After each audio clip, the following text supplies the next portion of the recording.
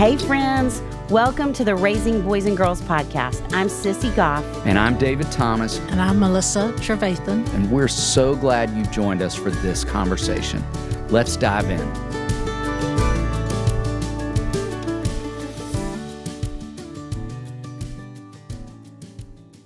Joey Odom is the co-founder of a product we love called RO with Heath Wilson. Joey recently relocated to Knoxville, Tennessee from Atlanta with his wife and 2 kids. Prior to founding RO, Joey was an executive in commercial real estate and, like his friend and co-founder Heath, realized his phone was distracting him from the most important thing in his life, his family. He's famous for saying, when you change your relationship with your phone, you change your relationship with everyone around you, including yourself. You will enjoy listening to and learning from this conversation with our friend Joey Odom. Well, we almost forgot to hit record because we enjoy this person so much. We were just talking away and forgot we're actually here to do an interview. I know. Yeah. Joey, it is so much fun to be in the room with you again. We only wish you'd brought Kristen. Yes, we I do. know. She is disappointed, believe me, but I'm her surrogate here, I guess, just being myself and her all at once. Perfect. We're so grateful you're here. Well, It's fun to be in you. the room with you again. And so fun to get to talk more about this incredible product that you and Heath created. But first, just will you tell us about you, your family, and kind of how you found your way to the work you're doing? Yeah, for sure. And by the way, we'll continue the love fest. You guys, and for the listener, they're as wonderful as you would hope. As you hear, is what you see. Really, truly. First time Heath and I met you, I was shocked by just, this is them. Everything you see is exactly the same. So thank you for the work you're doing. You guys are just the best. And even David, you said, talking about the product, I really would love to, as we talk, is just about not a product, not anything like that, but just a lifestyle and really this amazingly hopeful opportunity all of us have in front of us. And my story, my wife, Kristen, who Sissy referenced, my wife, Kristen, and I have been married almost 20 years. We have a daughter, Gianna, who's 13, Harrison's son, who's 15. And when Harrison was 5, so I'll take you back a decade. And this to me is really the story that began the journey of where we are today. So when Harrison was 5, and Harrison, again, is just the greatest kid in the world. At 5, he's just such a sweet, great kid. He's playing his first soccer season, and as great of a kid as he is, he was not a great soccer player. So he's out there, and there's a kid on every team like this where everybody's scored a goal except for one kid. And Harrison, as sweet as he was that one kid. By the way, this is all with his permission. He's okay with me telling this. But another Saturday afternoon, we go out, he's playing, and it's one of those that, as the season wears on, you may be able to relate to this. You get to a point where it's just, you just go through the motions. You lug out the lawn chairs, you sit there, you wait for an hour, and then you leave. And so this day was different, though. This day was a little bit magical because midway through the game, and I remember it almost like it's in slow motion, almost like you hear the James Horner music, cue up in the background, the dramatic music. Harrison rears back his leg. He kicks the ball, it goes end over end into the back of the net. So Harrison scores his first goal, and the crowd, all the parents go wild. They know what had just happened. His coach is so excited for him. He goes and picks him up. But the coolest moment was what happened the second after he scored. And a 5-year-old boy, what does he do? But he turns to the sidelines to catch Dad's eyes, for us to have this beautiful moment where he sees the pride on my face. He sees me smile. He knows that we should share this amazing thing. And I was able to see him score his goal, which was amazing and magical, except I didn't see it. I missed that moment. And it was because I was looking down at my phone, and I have, I think, bruises on my right rib still from Kristen elbowing me and telling me, you just missed Harrison scoring his first soccer goal. That was unfortunately one of multiple of those stories of moments of missing moments. And it was really then when I realized something, is that my relationship with this little plastic thing that sits in my pocket is impacting the relationships with the people who I say are most important to me. So it wasn't just Harrison missing a soccer goal. It was missing Gianna. It was missing moments with Kristen where she's trying to open up and talk to me, and here I glance at my phone. And so this thing was impacting all of the areas of life that I said were most important to me, which is crazy and it's sad and it's all these things. But I think my story, as we talk with people, we're finding that everybody has these stories. Sure. Yes. These stories of their kids, their 3-year-olds grabbing their face, literally grabbing your face and turning it to us. I had a friend the other day, it sent me a video, and it was his son, Jack. He was playing in the backyard. His son's 3, and they were playing football. His son had the helmet on, the shoulder pads and everything, and my friend Mike is videoing it. And Jack said, Mike says, "Throw me the ball, Jack." And Jack says, "Wait, Dad, put down your phone." Wow. So here's Mike capturing this great moment with them.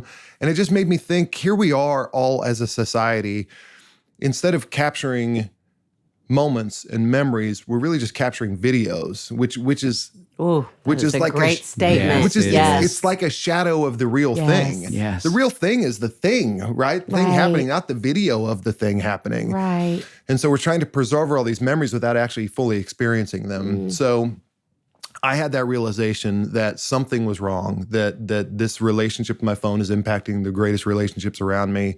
And so Heath, who's now my business partner, he called me several years after and he said, "Hey, I got this idea." And we shared and commiserated, and hey, we were both struggling with the same thing, and we just had this thought. And it was really just, what if? And the what if was, what if the world could look different? What if this didn't have to be this way? Because we walk around with resignation around screens. Oh, that's just how kids are. Oh, well, you have to have your phones. But what if things could look a little bit different? So that was the beginning of RO, and it really was the foundational thing in our failures to now, like I said, to have this story of hope that we can all have when it comes to technology and devices. I love that so much. And we're both proud owners. That's yes, right. we are. Yes. Thanks to y'all. We're so Yes. grateful. And we love what the word RO means and how it speaks to your mission. Will you talk a little bit about that? Yeah. RO is this beautiful term from the Maori language, and I'm actually mispronouncing RO just a little bit. I believe it's like Aro or something. There's a little bit more of an inflection to it. So the Maori people in the New Zealand tribal language, it's a word that means to notice. And when we were presented with this word, and we were exploring words and what should this be called, we stumbled across this word through some partners of ours. And we're just like, this is it. This is the thing. And because everybody talks about presence and focus, well, hold on. We can't do any of that until we notice. And the notice could be a feeling that you're feeling inside of yourself. The notice could be the beautiful words on a page. The notice could be when your daughter, and I had a moment like this with Gianna where she's reaching up. I could still picture her walking out of a Braves game, and I'm irritated, I'm agitated, it's raining, and she just reaches her hand up. And I saw her hand, I just noticed that. And there was a moment of RO. That was a moment of notice. And so it's less about, put your phone down. That's not great, but it's what happens on the other side of it, which is we notice the world around us. So we have this goal, this crazy vision and mission that we can create an entire generation of intentional families. So we're all about families. And that's our goal. And so that begins with us noticing, one, there's a problem, us noticing that here's our role in that, us noticing what can happen when we do that, because there is magic that happens all around us. And then frankly, and not to drag people through the glass because we don't want that, but noticing the alternative. What happens if we don't? What happens if we don't notice these things happening with our kids or in our relationships? So RO kind of encompasses all of that. And it also means there's a secondary, and I'll get to this in a little bit, but it also means to turn towards. And we're finding that it's really hard emotionally and physically to turn towards anything that's important to us when we're holding this phone in our hands. Yes. Well, Sissy mentioned you kindly shared this product with both of us, and we fell in love with it. And I want to say first how amazing it looks, which I think is so important to a lot of people when you think about having something in your home. I know that's not of great significance, but I think it is of significance for folks. But the even more significant thing being the ease of use that I love so much because I think parents feel so overwhelmed so often about adding in something else that might involve, I've got to figure this out, and it seems overwhelming. Will you talk some just about the way it works? Yeah, and to begin, to start with your comment on it being beautiful, that is absolutely critical, because the way we look at this, when our attachment to our phones, and there could be some debate, and you all would win this if you took the other side, but the way we talk about phone use for ourselves and with our families, a lot of people use the word addiction, and they use it a little bit loosely. Oh, I'm so addicted to my phone. Right. I believe the statistics, it's in the single digits of people in America who are actually addicted to their phones. We rather talk about it in terms of habit. This is a habit that I can change, because what happens with addiction is you kind of say to yourself subtly that I don't have any control, I don't have any agency over this, where with a habit, you're like, oh, I do have agency, I can do something with this now. But in fact, with addiction, you say, I'm completely powerless. Well, we think you do have power over this. So that's important when it comes to habit, because this is all built around the habit loop. The habit loop always begins with a visual cue. That visual cue has to be beautiful. If you have an exercise bike and it's in your basement, you're much less likely to use it than if it's on your main floor, because you see it and it's a visual cue of the things that you want to do. Even more importantly, it's a visual cue of the things you want to be, the person you want to be. So the RO box, it's a platform, very succinctly, it's a platform that makes it easy for you to put down your phone so that you can engage in the real life happening around you. And it begins with a box that lives in your home, and it's intended to be on display. It's wife designed, it's wife approved. So that's where we began. It had to be beautiful for anybody to leave it out, because you could easily say, well, why couldn't I just put my phone in a shoebox? It's great. A shoebox lasts about 46 minutes in my kitchen before my wife throws it out, right? It has to be beautiful. So the habit loop that begins with a visual cue. When you drop your phone in RO, it automatically connects to an app that begins to quantify the amount of time you're away from your phone. So we found Apple has the screen time function that we're all familiar with. Screen time function tells you how much time you've been on your phone throughout the week, which is not actionable. It's not motivating. You usually feel kind of down about it. Versus here where you say, okay, well, I've been physically distant from my phone, which is, according to Dr. Maxie Heitmeyer at the London School of Economics, the only way to reduce your screen time is for you to be physically distant from it and it be out of your visual field of sight. So that's what this is based around. Just get it out of your visual field of sight. It's not a lockbox. It doesn't disable any of your phone's functionality, but it does create this force field between you and your phone that's really, really important.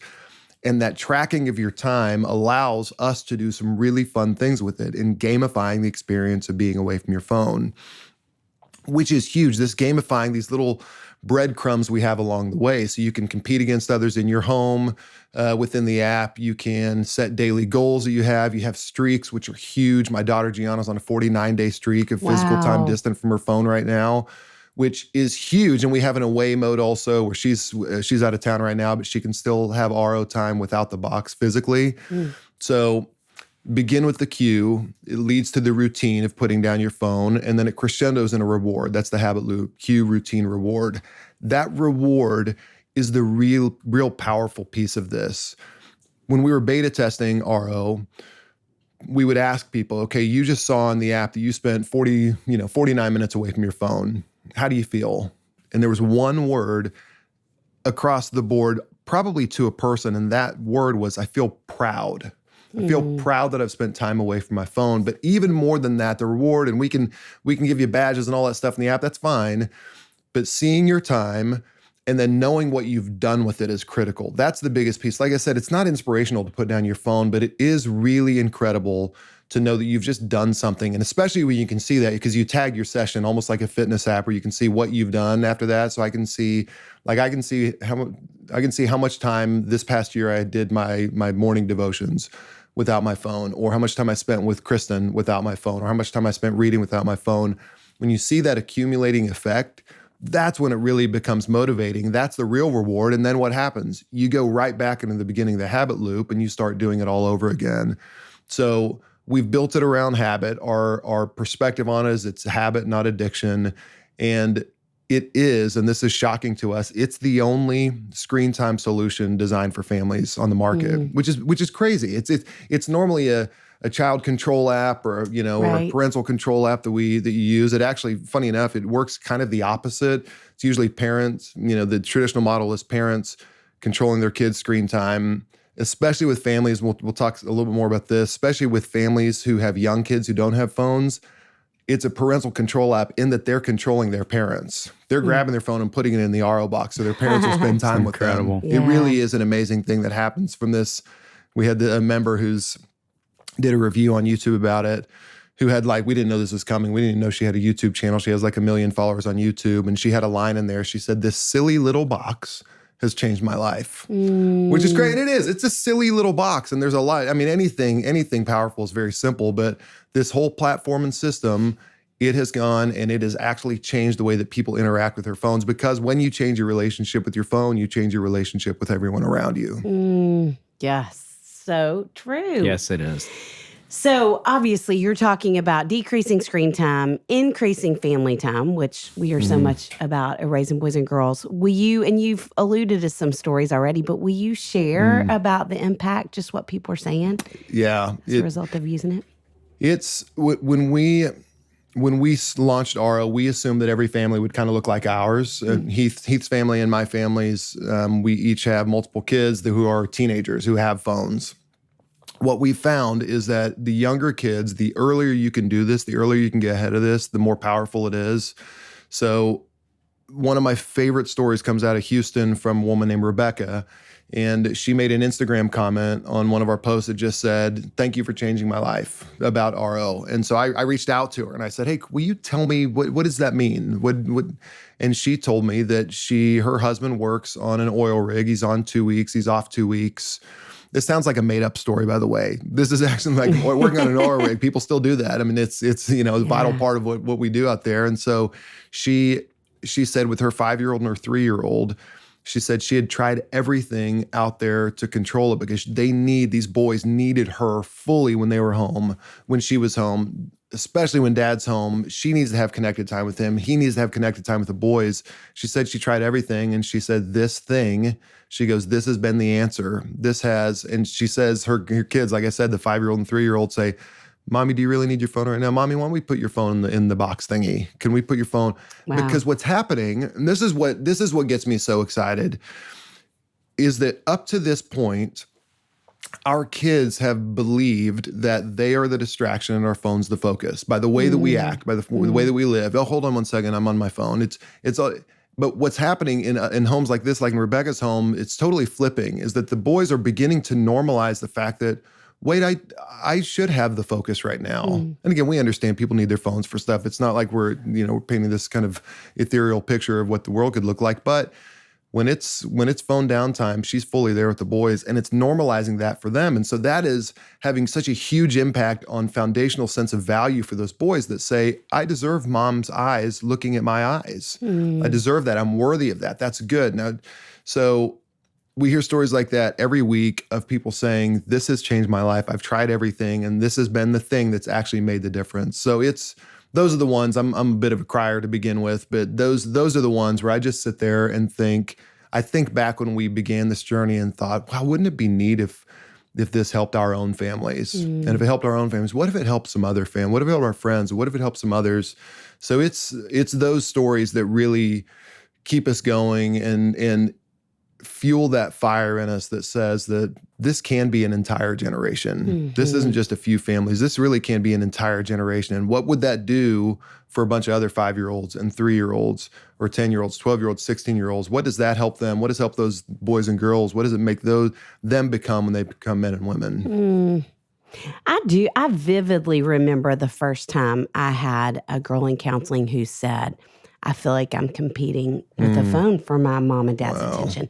And I mean, it was probably 5 years ago, and I can't count the amount of times I've heard it since. And so, all the reasons we're so grateful for what y'all are doing. Yes. And I want to go back to something you said that I love a few minutes ago when you talked about changing your relationship with your phone changes your relationship with everyone around you, including yourself. And just would love to ask you personally, how have you seen it change you? How have you seen it impact your family? I would, to quote a famous writer, I was the chief of sinners when it came to this.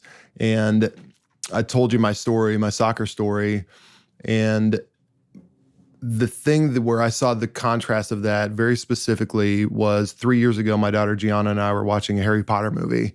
So we watched the movie together. She loved Harry Potter at the time. And we got to the end of the movie and she turned to me and she said, Daddy, did you know that's the first time we've ever watched a movie and you haven't had your phone? I hadn't, it caught me off guard. In one way, it punched me in the gut, and the other way, it made me feel really good. But I thought, the fact that it was so notable to us, and back to the word notice, I don't think we realize how much our kids notice. Our kids see everything we're doing. They're soaking in everything, and they're just adjusting along the way. You all know this better than anyone. They're adjusting along the way. They're adjusting how they do things. That's why when our kids will say, from a very young age, they say, Daddy, put down your phone. Mommy, put down your phone. If you're a parent and you've heard that line, that's a wonderful line because that's telling you a couple things. One, they're saying, your kids want you to focus on you. They like you. That's good. You should take some solace in that. They really want to spend time with you. Right. And two, they believe they deserve it. And so when it's when your kids stop saying, Mommy, put down your phone, Daddy, that's when you should really be concerned. Because what you do, and my daughter experienced this in that moment, our kids will notice when we're not with them, but they notice when we are with them. And what we're saying to them in those moments where we put down our phone, especially when they can see you physically go do that, what you're saying to them is, Gianna felt at that moment, while there are 8 billion people theoretically in the world who can reach me on my phone, she was more important than every single one of them. So what's that going to do when she's confronted as a teenager with bullying or comparison or any of that? She's going to know, no, I'm loved. I am worthy of love. I'm worthy and I'm beloved. So that's one. And then the other thing, I had this realization, this was a specific contrast to the story with Harrison, because at 5 years old, I don't think I was writing a good story. I think I was writing a fairly passive story. It wasn't as if anything was super traumatic, but I just wasn't fully present with them. And I had a realization leaving a tennis tournament with Harrison. He plays tennis.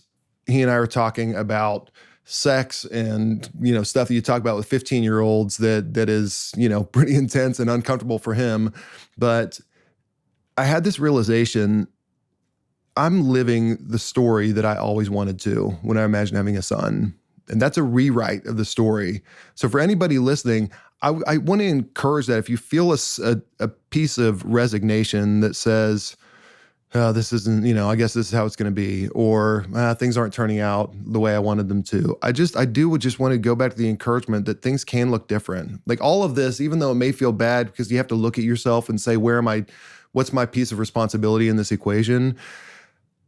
I still think people should walk away with a piece of hope, understanding that it's a couple subtle changes. In fact, I really do believe that this change has the most outsized impact relative to effort of anything we can do in our relationships. This thing right here, literally the physical act of putting down your phone, I think has the greatest outsized impact on our relationship relative to effort. And we're all looking for levers. That's just a lever. We're looking for life levers all the time.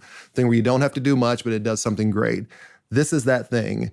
I had a friend the other day who said he was talking about his marriage was in kind of a rough spot. And I said, man, I bet you 30% of it is because you're on your phone all the time. And he disagreed. He said, no. He goes, I think it's probably about 60%. Wow. That's it. Wow. Just start there. You know what I mean? Just see what happens. So my life, and you could ask my wife, you could ask my kids, I think they would say that the change in me has been tremendous. Wow. Not perfect, but making progress daily. Wow. Yeah. Thank you. I know. Okay, so we talk a lot, obviously, raising boys and girls, about helping kids become emotionally strong and worry-free.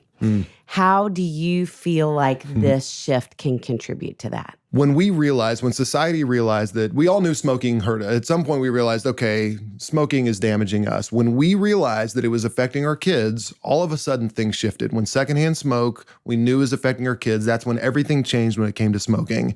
So what we're seeing now, and we all know this, you all see this on a daily basis, is that teenage unhappiness is at an all-time high. And it started when? About 15 years ago, which just happens to coincide with the ubiquity of the iPhone and with smartphones. And again, this is no condemnation on phone. This is not an anti-tech movement. Again, we're a tech company. There is a direct connection to when those things became so commonplace and they were in homes. And like I said, all of a sudden when eye contact was lost to eyes looking at screens, teenage unhappiness went through the roof. But again, that was for kids who were 0, 1, 2 years old and who are now teenagers. So their foundational sense of value, what I believe, what we've seen is that the foundational sense of value for kids is going down. So they're looking for communities that they're trying to find online. They're looking for, when they're faced with comparison online or bullying, they just don't have any defense against it because they don't have a foundational sense of value. So I believe that the tide, people are recognizing this, the tide is turning. We are strong believers that it begins with parents. That's the biggest thing. We talk about the 3 M's a bunch. I think the model that we've seen so far is the first M is that what we do as parents is that we model generally a bad relationship with our phones. And then when our kids, we give them a phone and then they just mimic exactly what we've modeled for them. And then we do something crazy with the third M. The craziest thing we do is then we get mad at our kids for mimicking the behavior we've modeled for them. And that's all. And so that cycle just continues to perpetuate. And you can see, and again, just like with alcohol or with this, the longer you delay, the better. But it begins with what have you modeled? So as parents, we have such an incredible opportunity to do that. And if you want to raise a confident kid, because I think that, I've thought about a lot of adjectives here, but I think confident kids, confidence kind of overblown and kind of underrated too. If you have a kid who knows who they are, if their confidence really draws from a lot of self-worth and a lot of knowing their love, knowing their value, I think that kid can probably take over the world with just a little bit of confidence. And I think that's what we're seeing as a major deterioration that begins with a complete, I would say we're in a little bit of an intimacy crisis right now as a society too.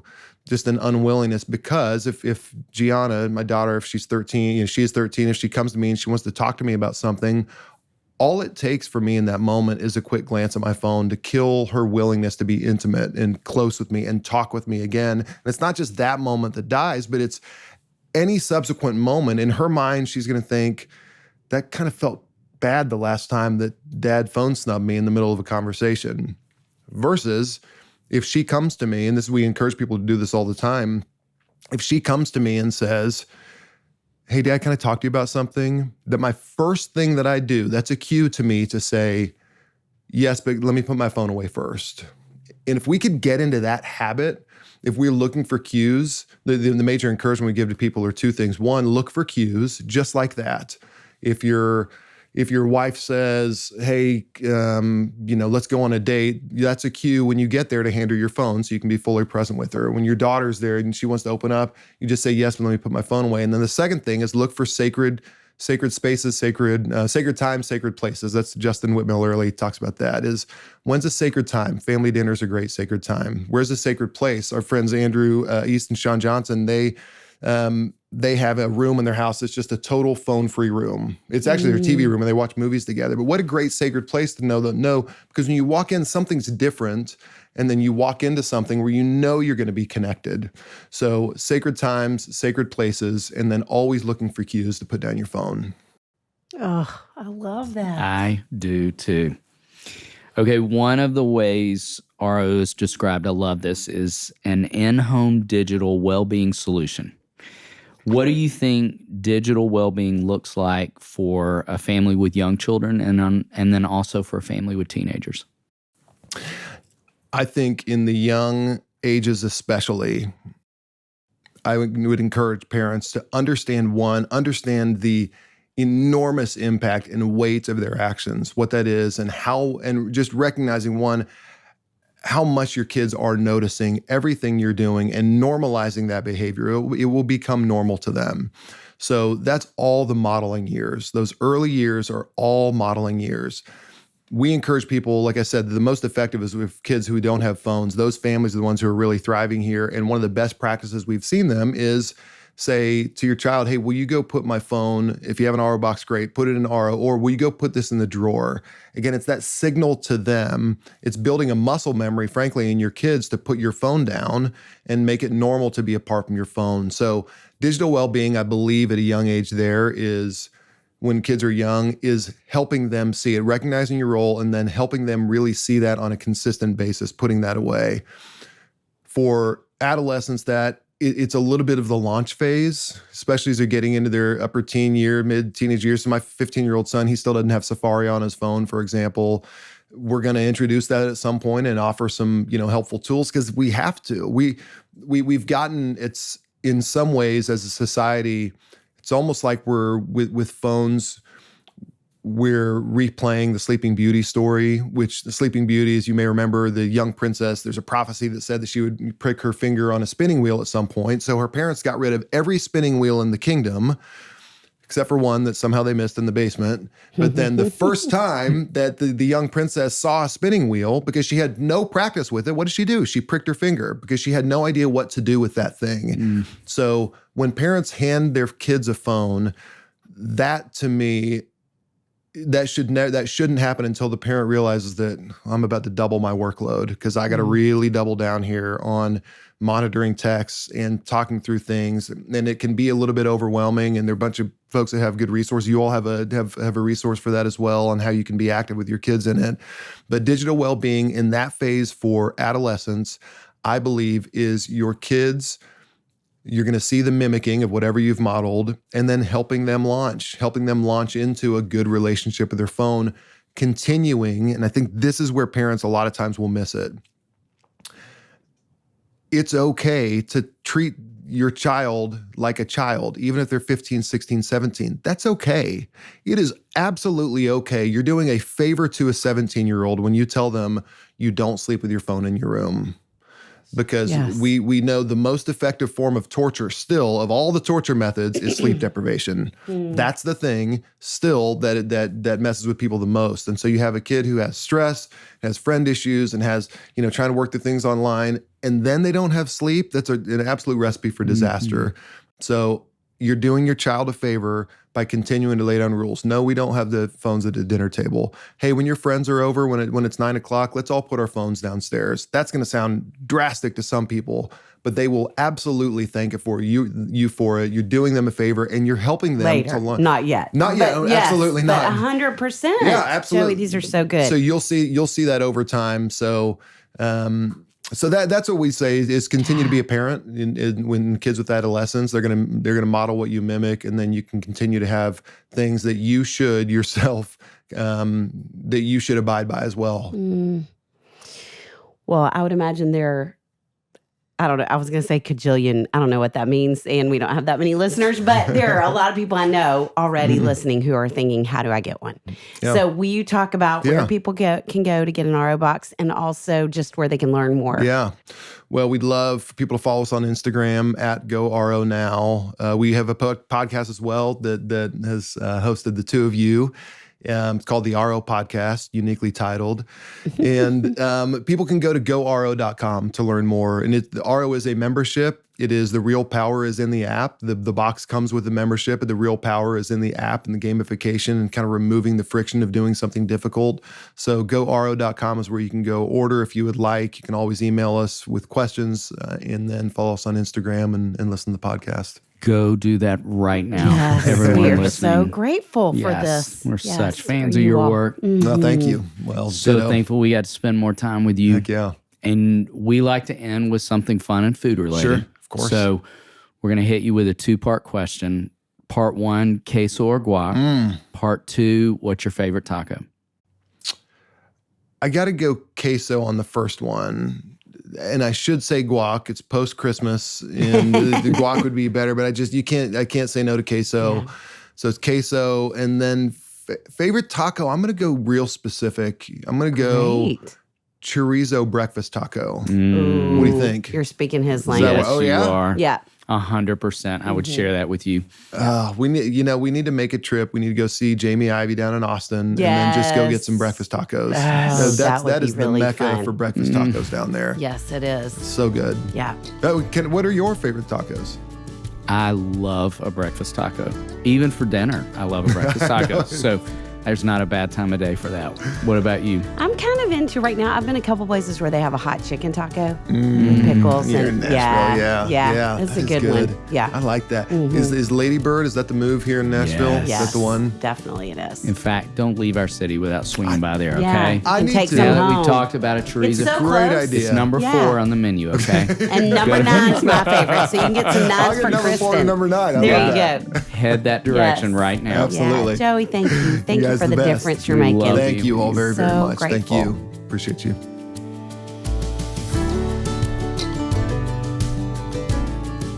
Did you love today's episode? If so, would you mind sharing it with a friend?